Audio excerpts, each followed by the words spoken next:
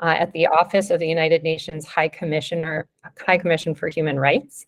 George is passionate about public service and has spent much of his career tussling with the questions of how to improve the programs and services delivered by public institutions. He is currently working at UN Human Rights on digital transformation. And last but not least is Monica. Monica, I'm going to butcher your last name.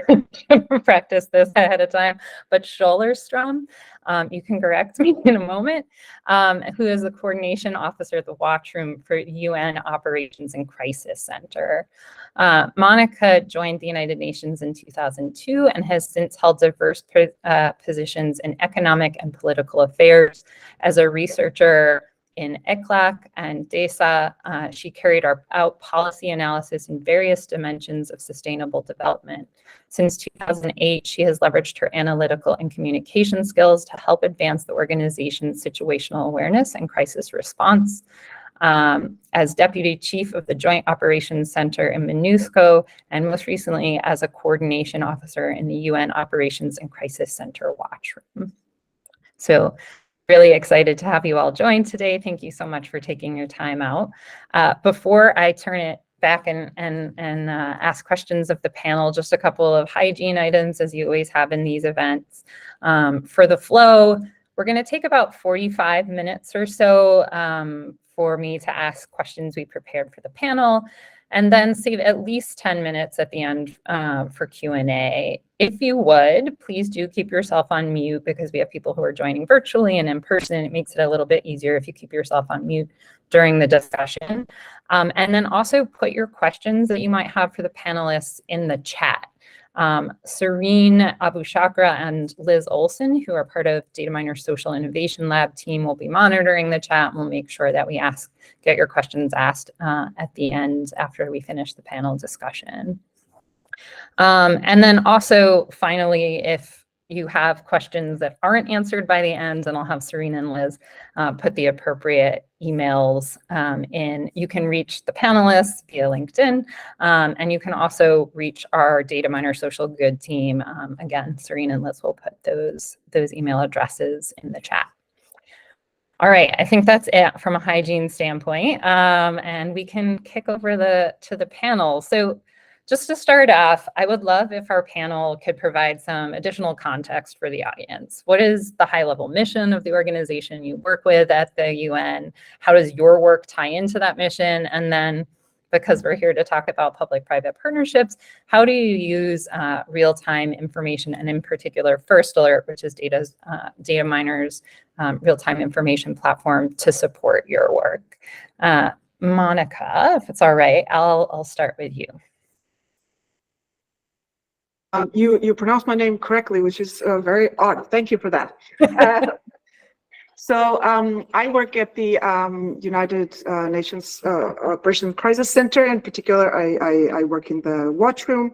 And what we do essentially is to support senior managers at the UN with situational awareness and support to crisis response on a 24/7 basis.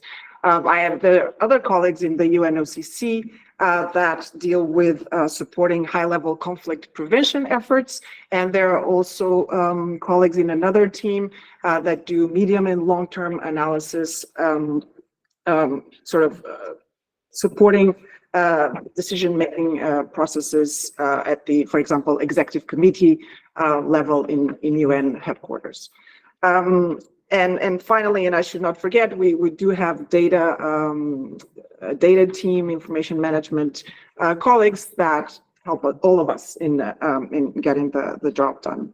Now, going back to the Watchroom, I mean, a key responsibility is situational awareness. We obviously draw upon our sources in the field. So there's the UN has field missions in many parts of the world. So we're getting reports daily from those missions. We also, of course, monitor open source media and social media in order to produce daily reports.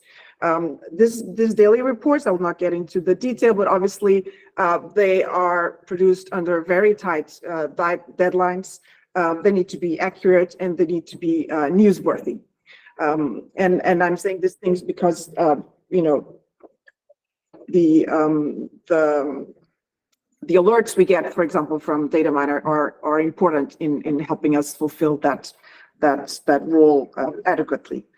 In addition to the regular reporting that we do, we also produce what we call alerts. These are short emails that go out to senior decision makers in HQ on critical developments on the ground. And this, of course, happen whenever circumstances require, including during silent hours. And for some reason, these developments tend to happen, whenever New York is asleep. So we do get, unfortunately, a lot of overnight critical developments that need to be acted upon. And first alerts, flash notifications have really become an integral part of this process. So just to give an example, over a 6-month period in the past year, we had about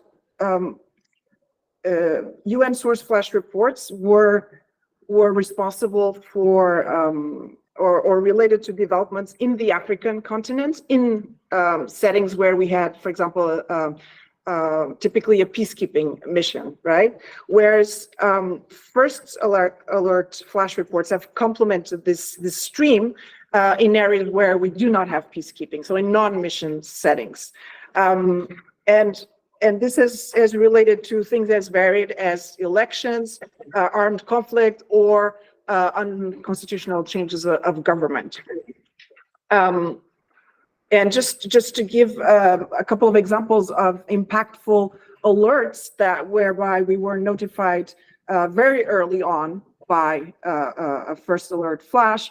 It includes this, previous weekend's developments in the Middle East, where this happened just short after midnight. We were notified through one of these alerts. The colleague who was on call woke up and then, of course, proceeded to get in touch with our colleagues on the ground, verify the information, assess what other sources we needed to contact to balance and provide the full picture. Again, in a succinct and fast way to everybody, but we did manage to get that out very quickly, still during the night, and then that in turn, that timely information triggered a number of processes, including what we call in UNHQ crisis response procedures, that essentially allowed senior makers to come together quickly. For example, making public statements, coordinating what responses were needed in terms of humanitarian response on the ground. And so we are a small part of this chain, but the important thing of the timeliness of the information is that it does help to get a timely response by decision makers and a coordinated response. So I'll leave it at that for now, and over to you. If you have any questions, I'm happy to answer them. Thank you so much, Monica. I really appreciate that. And I think I think when we went through this ahead of time, which we all know we do, this idea of having information or technology that can kind of close the gap or cover places where you might not have information on the ground is really important. Julie, I know that's something that you sort of touched on in the context of your work, so I won't cut immediately to the chase. It would be great for you to provide the audience a little more information about MMP, the Missing Migrants Project, and your work there, and then again, how this information has been available and helpful in your work. Thanks, Jessie, and thanks everyone. Hi from Berlin, where I'm based at IOM's Global Data Institute, where we aim to provide data for action, insight, and foresight on human mobility.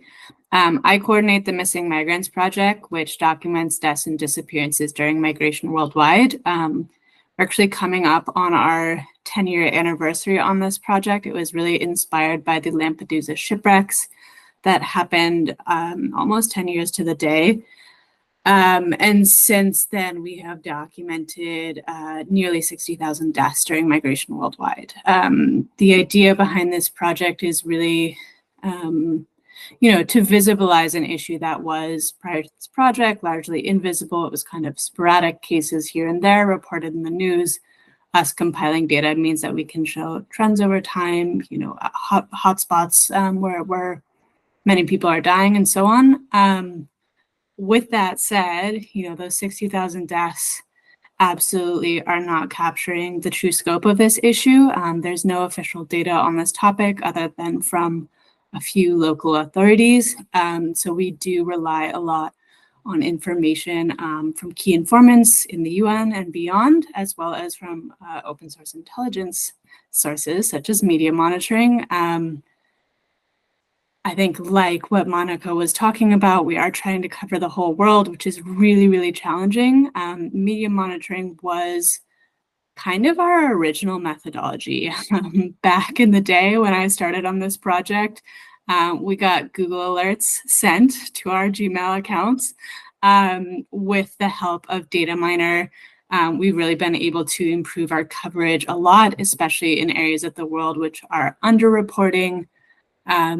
We are looking at a fairly small subset of all reports of deaths, migrant deaths alone. So of course, the fact that their, query system is much more advanced than like a few keywords or even a more complex Boolean query is really, really helpful. And beyond that, just the coverage that you can get, I think Dataminr first alerts translate something like 150 different languages into English. My team of 10 people covers about 20 languages in total, but 150, especially for regions like Asia or Africa, where there are dozens of languages spoken sometimes within just one country, is really, really invaluable.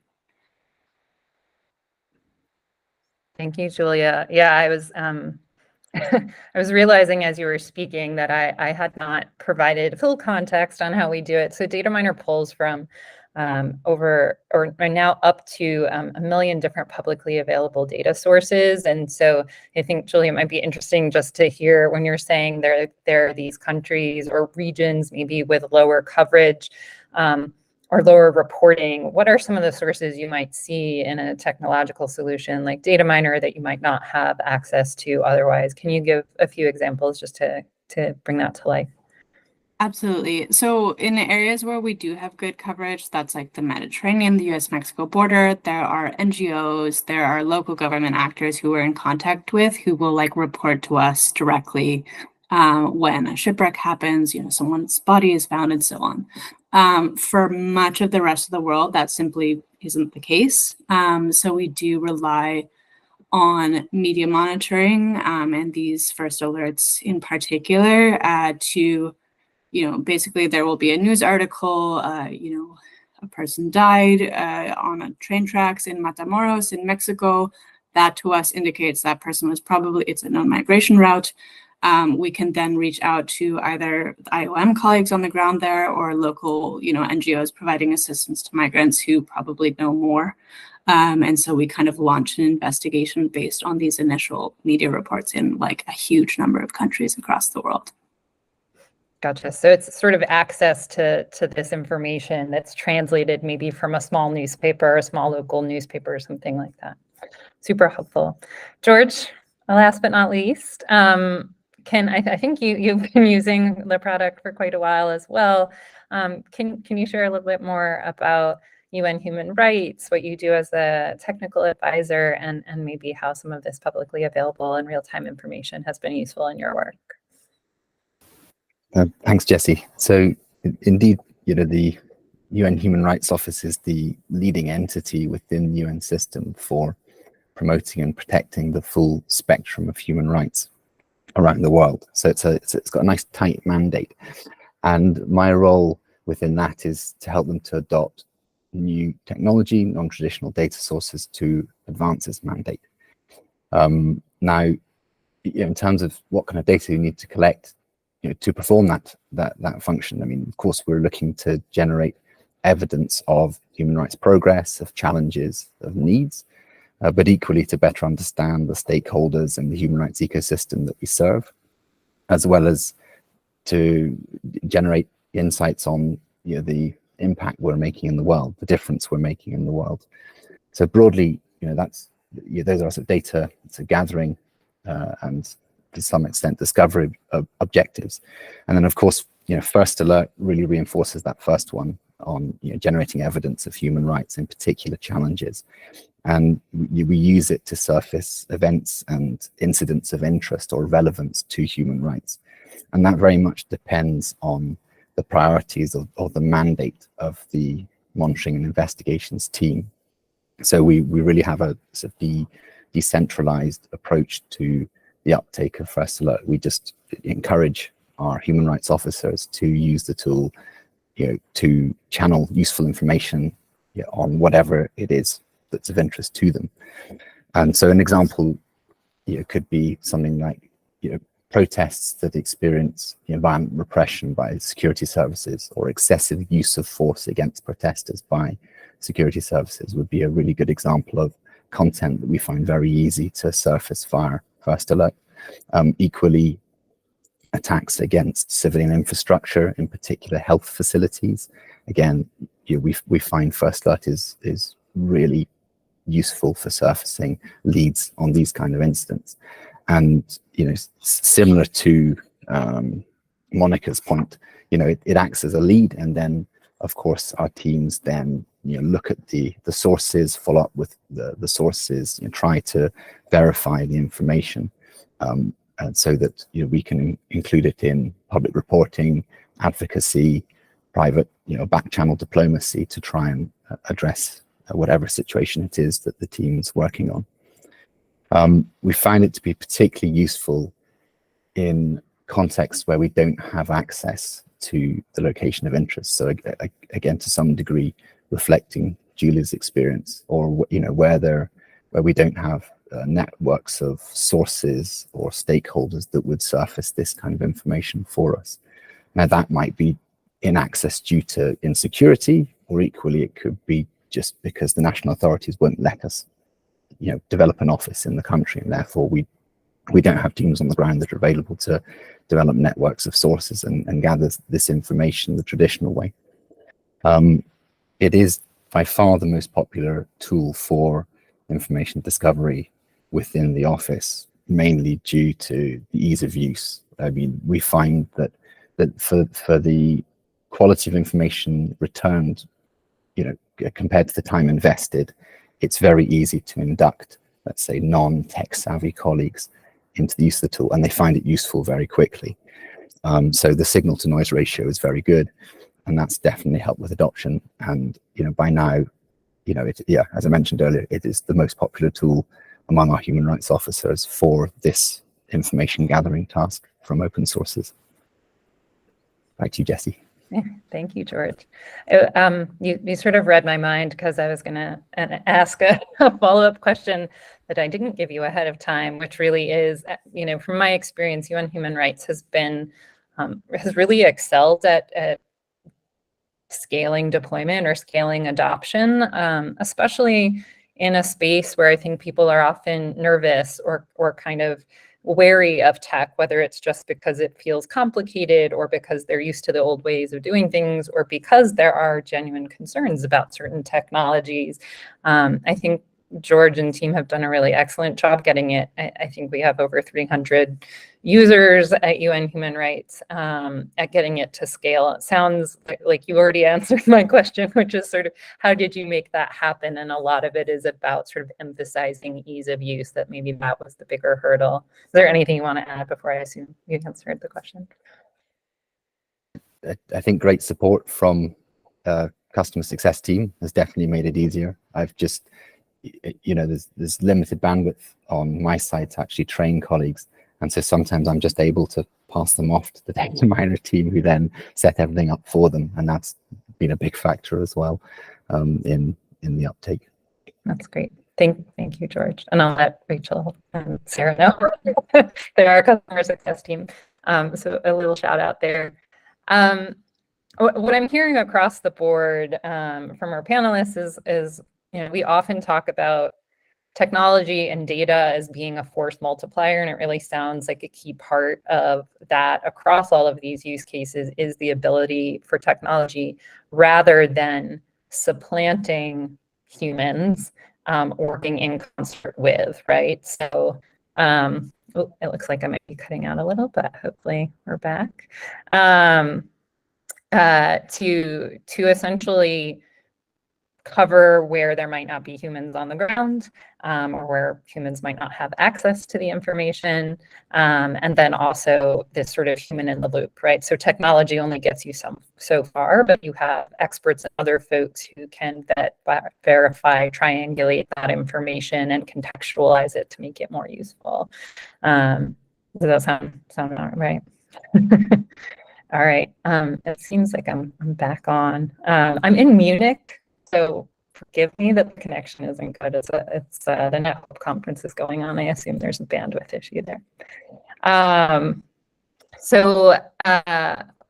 of building upon this foundation, earlier this spring, Dataminr actually launched our social innovation lab with the aim to leverage our expertise in artificial intelligence and real-time information to drive even greater impact for our social good partners.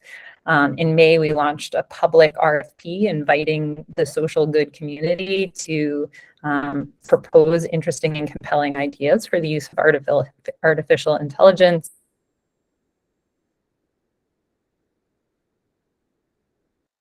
I think on Thursday morning. So you'll hear more about that coming from us. And again, you can reach out to us at the email alias that Liz and Serene will put in the chat to get on our newsletter and find out when the next RFP is launched.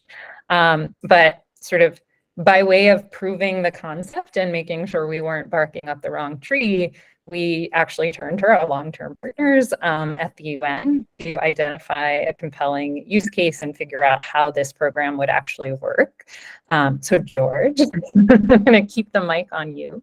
Can you tell us about the AI for Good collaboration that you had with our AI team, what the origins were, the need identification, the model that was built, and maybe a little bit on the collaboration process as well?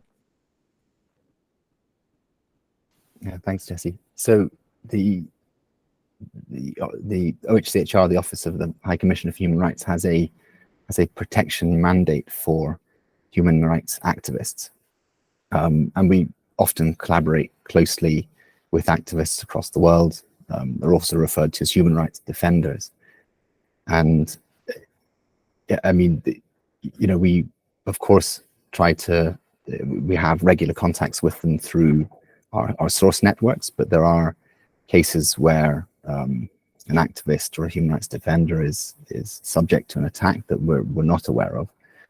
And so there's a need, first of all, with the consent of the human rights defender or their family, to engage in some advocacy to improve the situation of the activist, potentially with the government.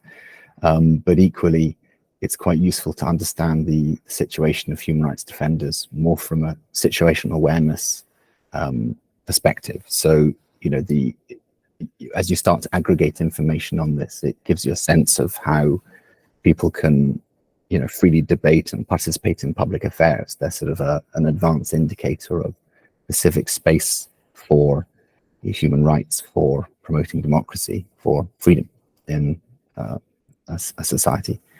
And so in that sense, we really needed and continue to need to collect sort of structured data on the situation of this specific group.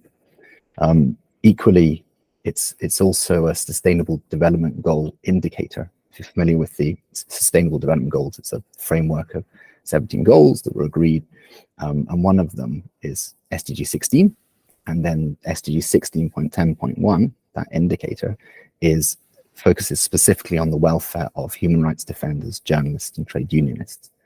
So we have a very clear mandate for information collection on this issue. Now, as I mentioned earlier, like a lot of our first alert adoption is quite decentralized. So it's embedded within the teams of human rights officers engaged in human rights monitoring investigations.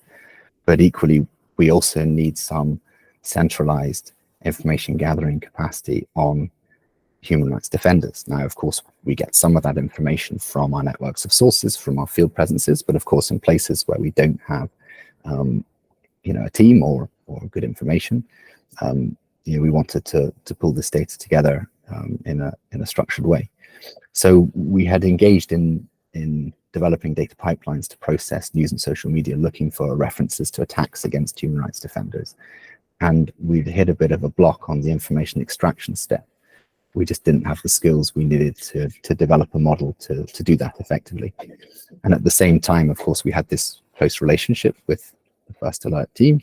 The AI for Good initiative was getting going, so it was the Innovation Lab. And so we proposed, or they proposed, we both worked out that this was an opportunity space where they had the expertise we needed, and we had a sort of high impact project that was really well aligned with existing institutional priorities. So we were already allocating resources to doing this, and then they could come in and sort of augment those efforts with cutting edge technology. So the collaboration was very much a joint team. I mean, the data scientists and data engineers that we have collaborated very closely with the data scientists from Dataminr, and we worked over the course of several months to first of all build out the training data that we needed, and then also to train the information extraction model. Now, this has resulted in about 100 times increase in the number of leads we have on this issue now. So this is a sort of big step change in monitoring capacity of this issue. So broadly, we're delighted with the increase in capacity, but it wasn't just a model that was handed over. By working together as a team, they also handed over a process, something that we could repeat and apply to other areas of interest. So we're now, of course, building out data pipelines on protests that experience violent repression, or attacks against civilian infrastructure, or attacks against civilians. And so we're just applying the same methodology to other priority issues that are for the Human Rights Office and for human rights in the world.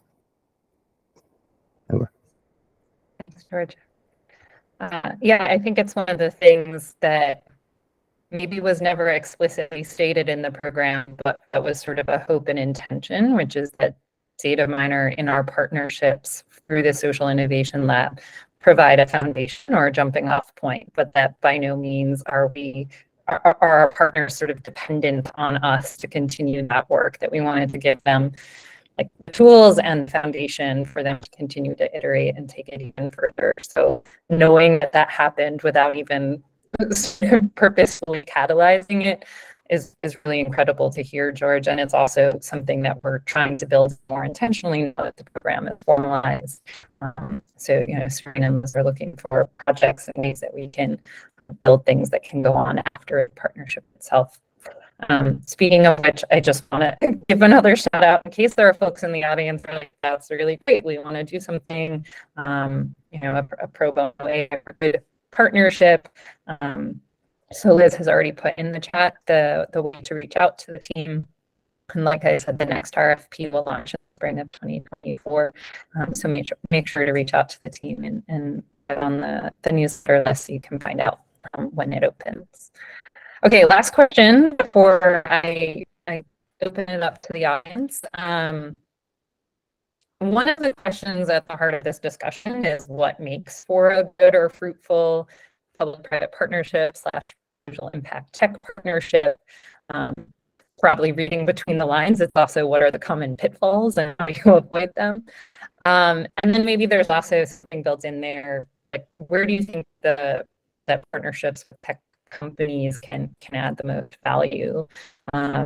So I've kind of had different people start. So this time, Julia, I'm going to have you start and just share with us your advice. What are those things that make for a good partnership? What kind of advice do you have to share with the audience? Absolutely.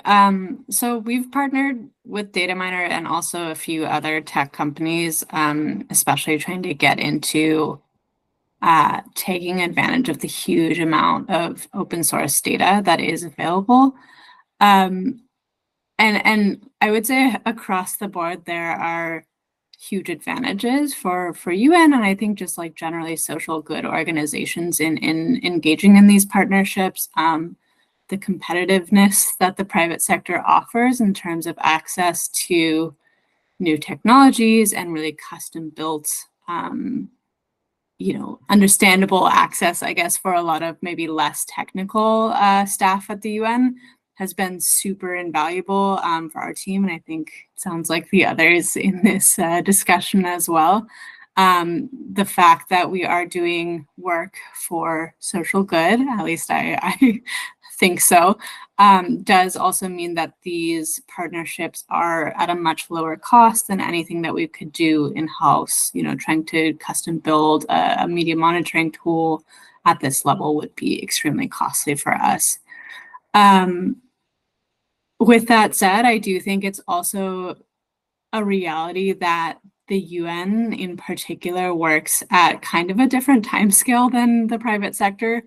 I think my team individually is very responsive as well, of course. But there are, legal agreements that have to be gone through, and those do take a longer time. And I think just being honest with the people you're partnering with about what's going on, what's the time scale, any holdups that could come up is really, really valuable and does kind of help once those, barriers are cleared to help things move along quickly in a productive way. Yeah, setting expectations on both fronts. I know Joel on our AI team, when he presented to the UN Data Strategy Group, mentioned that as well. Sort of like, how do you manage expectations up front about different work styles and how often you're meeting and things like that, and open communications too, I've heard. Monica, maybe I'll come to you next. Like Julia said, I think it's a key thing is that the UN does not need to reinvent the wheel, right? So I think that's a key efficiency gain. I also think it's really important that you understand how the technology can support your specific mission of your specific team, and for us, as I described before, and it's slightly different, but also similar with the other colleagues, that First Alert has helped us fill this gap where there's not so much UN presence, but I would reinforce the speed really at which the information comes, because if I may just take another 2 seconds, even in places where we do have, say, peacekeeping missions, there's a whole set of approvals that the information needs to go through until it's sent, say, to HQ. And so it has happened, and it is happening, that we would get a first alert on something going on in a place where we do have, boots on the ground, as we usually say, and it does come first, and then we will go back with that and question our counterparts in the field. This is apparently is going on. Do you, what you have to say about that? And so it's become recurrent that this happens. I would say that the speed is something that really has helped us stay on top of things. And then just the other thing I wanted to say that I think has helped us in this partnership is the capacity building. So more from an internal perspective, our colleagues, we don't have only very young people like myself, but we have also older colleagues, and they're coming more from when we were a peacekeeping citizen and now moved on with a more global remit, and it's really helped us having several sessions with Dataminr where it was explained where the information is coming from, how the algorithm works through the information to get rid of a lot of disinformation already, and also when it does come to us, and sometimes the information is not totally accurate, to understand that it is an algorithm that is producing that headline, and that we do need always to go and check. So that combined with configuration of the dashboard, so we don't get overwhelmed by the amount of information we get, especially during the night when our colleagues do get woken up by noisy notifications, including from First Alert flash reports, as it helped and made it appealing also from our own staff perspective. Over to you. I'm hearing what you're saying, and this sort of goes back to the adoption question I touched on earlier, right? Recognizing that people come to the table with different levels of comfort with technology, and speaking from the technology side now, really investing and making sure some people come as expert, if not more so than me and my team. But just being able to, like, as the private partner or the tech partner, really taking time to get to know the folks you're talking to and understand their knowledge and needs and adapt to that. So if it takes more time to sort of train and bring other people along, that you take the time to do that, to ensure that the value is communicated and working in the context of whatever that person's knowledge base is. Yeah. George, what do you have to add to this conversation? What makes for a good partnership? Yeah, good question. I mean, similar to what Monica was saying, having a very clear understanding of how the partnerships advances an existing priority. And we found that statistics or statistical production was a really good area, because the statisticians had already thought through a lot of the edge cases and had come up with guidance on how to handle edge cases. So then it becomes much easier to create training data. And they've got lots of statistical metadata. There's just a wealth of knowledge there in trying to apply the definition to real world cases. And so that was a sort of, a big win in finding that opportunity space. And so a lot of our follow-up projects since this collaboration that I described have focused on statistical production, works with our statistics teams because of that capacity. So that's definitely been a good find internally. And then I think probably from the private sector partner side, I'd say reinforce an area that the organization is already investing in. So obviously we were investing in data collection on this issue. So, there's resources flowing within the organization into that activity. So, make sure that you gather some evidence or have some sense of that. I wouldn't necessarily go straight into a new area or a new project.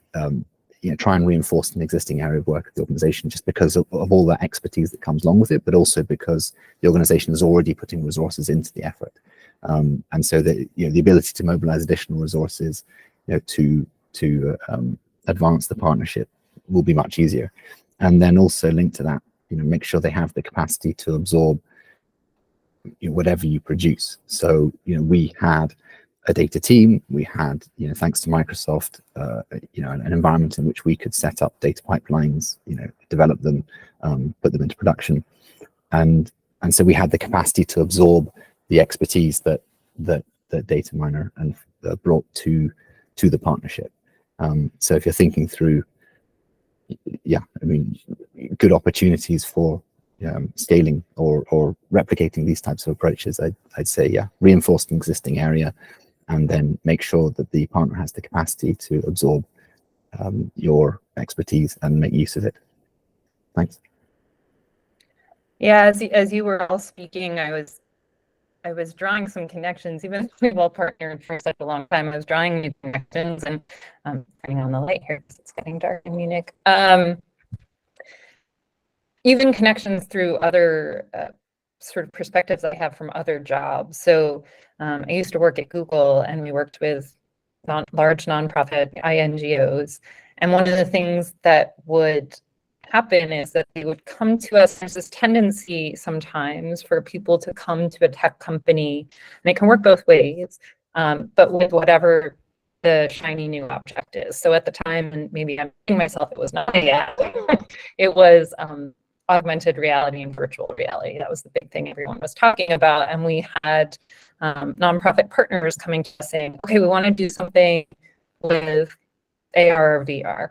And I was actually the one who to say, like, yes, we have the capability to do that, but that's not actually where a good partnership is born. You don't want to do technology is not the idea. You have to start with a problem, and to George, your point, reinforce an area or something you're already working on, and then go to look to the potential tech stack and figure out which of them can actually help you address whatever that problem is, right? So if it was St. Jude's Research Hospital, rather than saying virtual reality, let's just do it because everyone's talking about it, when you visit St. Jude Children's Research Hospital, you are impacted for the rest of your life and moved by that mission because you're there and you're seeing this hospital and research center they built, and there's this emotional connection.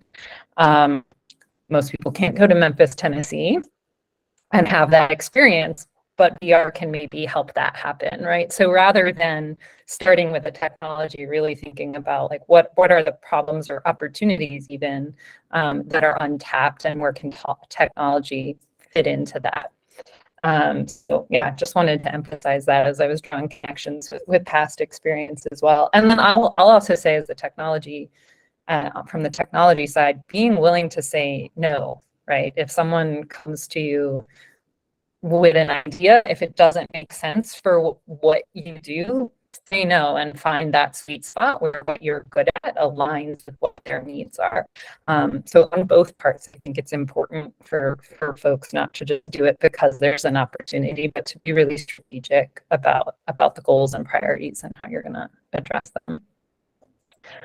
All right. I think we're doing really on time. I want to make sure, I know we've got a nice small group, which can be good for questions. So I want to make sure that I leave some time for questions to that end.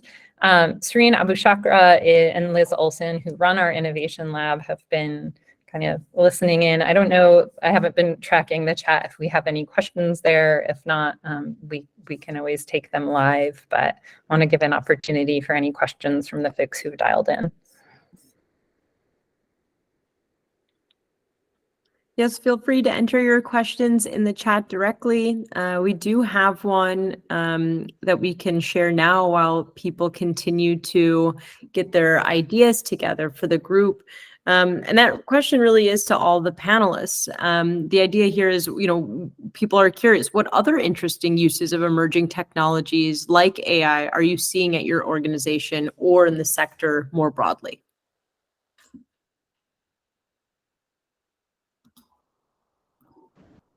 I can jump in on one example that we're developing at the Global Data Institute here at IOM. So we are exploring, kind of adjacent to my project, the issue of search and rescue of migrants, because it's a very contested space. And so I'm sure you've all read stories about, humanitarian actors being criminalized for this and so on. So there is a huge amount of actually public big data sources on this topic. So we're exploring these automatic ship identifications. So this is like the search and rescue boats that are going to be swimming around spaces like the Mediterranean, but also in the Caribbean for Cubans trying to reach Florida, for example, in the Bay of Bengal for Rohingya fleeing Myanmar, to try to match what are often public distress calls from these migrant boats to these search and rescue automatic ship identification systems, as well as crossing that with weather patterns to see if we can identify where search and rescue goes well, where it doesn't, and hopefully using that to really meaningfully inform search and rescue responses.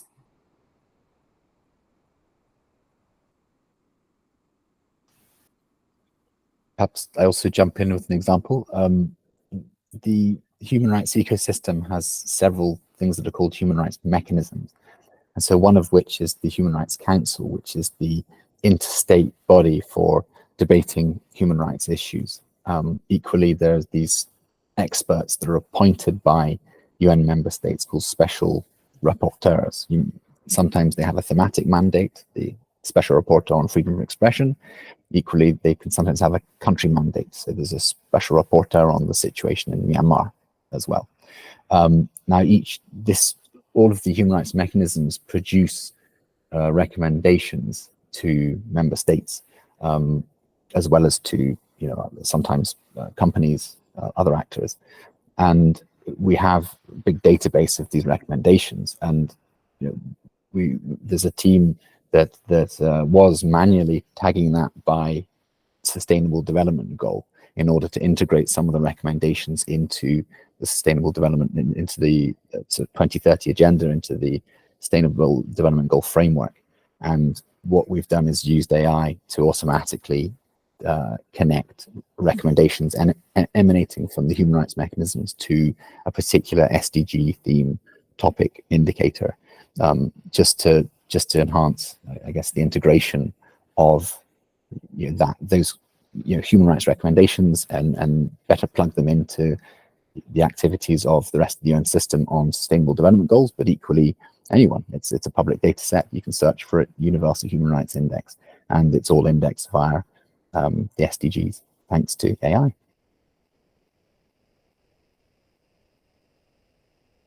As well, just very briefly, we are working with Microsoft for Good. It's an exciting project where we sat down in January to define what were our biggest headaches, so to speak. And there are others in the UNOCC that I will not speak to, but in the watch room, we basically have to summarize gigantic chunks of text coming to us in non-structured ways every single day. And so we are now piloting and testing a dashboard that looks a little bit like ChatGPT, but is safe and has been fed with our own internal reports to see how we can if we can use it to summarize that significant amount of data. So that's where we're excited that it could save some time in the early 0 dark 100 hours for some of our colleagues that get up very early every single day. Over to you. Thank you for those thoughtful answers. I do want to give the participants a moment to chime in with any additional questions. We do have another, but we'd love to hear from our audience if we have any questions out there. So I'll give you guys a minute, and otherwise I can jump in with a question regarding AI.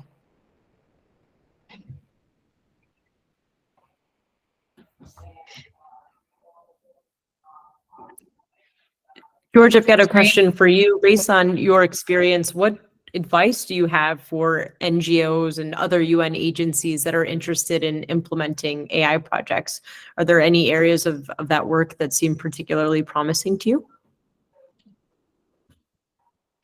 Yeah, certainly. I mean, obviously discovery. I mean, you've heard some great examples today, and I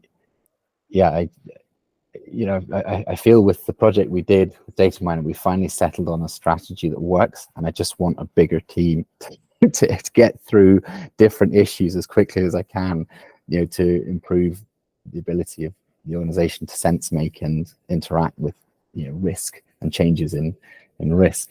And I think that's a cross-sector challenge. Just, keeping track of changes in the external environment is a difficulty for any big organization, and so that's a really obvious one.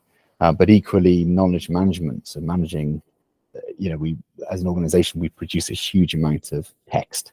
Also, I mentioned recommendations earlier from the human rights mechanisms, but also think of all the internal analysis that pings around within an institution the size of the United Nations, or even within the Human Rights Office, just a component of it. And I think obviously there is some potential there in using generative AI to summarize unclassified information and then be able to give answers. But at the same time, I mean, we've done some experimentation in this area, and equally we apply human rights due diligence to our adoption of technology. And as Monica hinted to, there are still some questions there around the accuracy of responses from these kind of LLMs. And I guess to some degree it depends on the use case. If you need 100% accuracy, don't use an LLM. But you know, if in 90% accuracy is sufficient, then maybe it can be adopted right now. We're just not quite at the stage where we can do that, but I do see huge potential from a dynamic knowledge management perspective for big organizations. So understanding the outside world, but equally understanding yourselves and the work of the institution, and speeding up the coordination tasks through that kind of technology.